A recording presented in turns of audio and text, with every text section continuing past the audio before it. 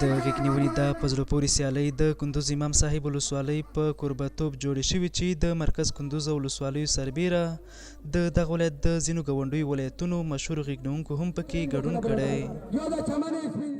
ما در قریه به قریه پهلوانی را برگزار میکنیم تا جوانان دور از مواد مخدر شوه او قیما جوانان مردم خودش هم آهنگ هستند در تویشان پهلوانی برگزار میکنه. ما ولایت ها را میطلبیم که تا مردم ما یک لبخند رویشان بیاید تا مردم ما خوش نگاه کنیم.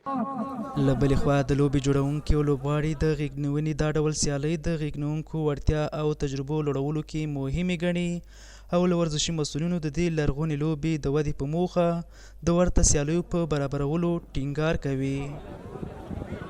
این ولایت ها کل جا بیخی امن است، آرامی است. از خاطر خوش مراسم های عروسی ها، مراسم پهلوانی، مراسم بزکشی، مراسم ولوبال، کل در راه داده میشه، ورزشکارا تشویق میشه. قندوز زیاد کشتی بودیم. امروز امام صاحب خانه شاباد مردم قندوز همه تو میماندوز، همه تو کشتی، نام خدا هر جای کشتی آرامی، شب روز برو آرامی است خانه شاباد. از ورزشکارا هم خواستیم است که باید همین ورزش دیگه هم رشد بتن، ترقی بتن که ورزش ترقی پیدا کنه.